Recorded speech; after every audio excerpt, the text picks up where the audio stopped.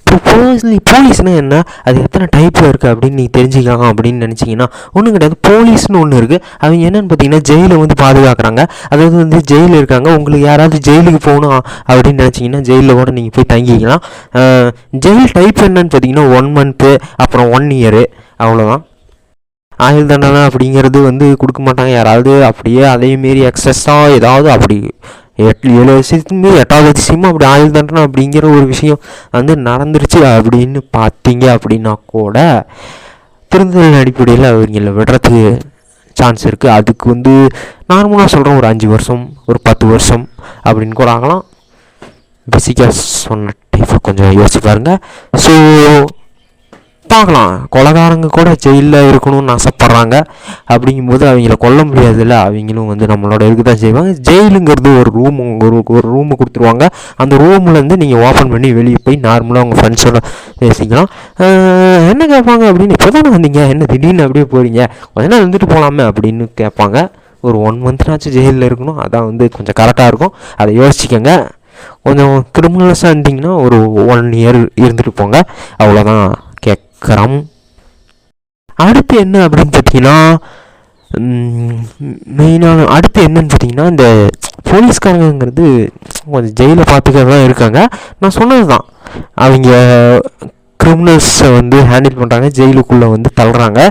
அதை நினைங்க. அப்புறம் உங்களுக்கு யாராவது ஜெயிலில் இருந்தால் அவங்களே வந்து கூப்பிடுவாங்க, நீ ஜெயிலில் இருக்க வேண்டிய ஆள் தான் அப்படின்னு சொல்லி கூப்பிடுவாங்க. அதை நினைங்க. அதுக்கு தான் வந்து அவங்க பார்த்துக்கிறாங்க.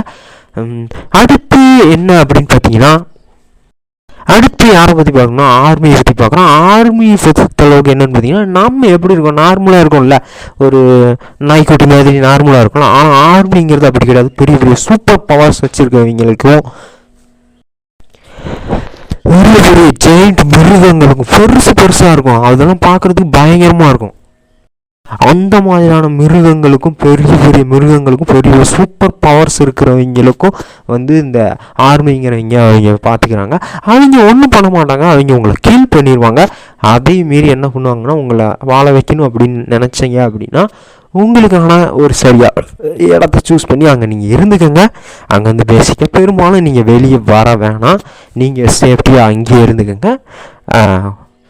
குறைஞ்சது நிறைய பேர்த்துக்கு வந்து வெளியே போகணும்னு ஆசை இருக்கும். அது பின்ன நீங்கள் ஒன்றும் பயந்துக்காதீங்க.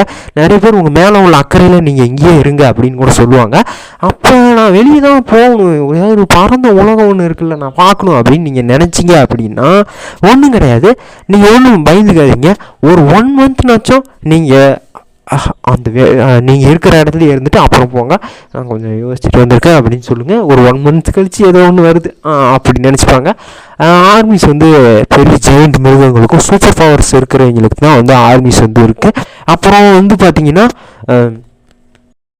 நம்ம எல்லாரையும் வந்து பாதுகாக்கிற ஒரு ஆள் யார் அப்படின்னு பார்த்தீங்கன்னா வனத்துறைன்னு சொல்லுவாங்க. த பிளம்மர்ஸ் பென்டன் அப்படின்னு சொல்லுவாங்க. அவர் தான் நம்மளை எல்லாத்தையும் பாதுகாத்துக்கிட்டு இருக்காரு.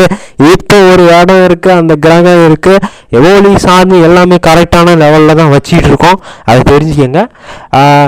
இப்போ ஒரு இடம் இருக்குது, ஒரு கிரகம் இருக்குது, அந்த கிரகத்தில் கரெக்டாக வந்து பார்த்திங்கன்னா எவ்வளோ ஆர்மி எவ்வளோ வனத்துறை ஸ்டேஷன் இருக்கணுமோ அவ்வளோதான் கரெக்டாக நாங்கள் வச்சு நடத்திக்கிட்டு இருக்கோம், அதை தெரிஞ்சுக்கங்க.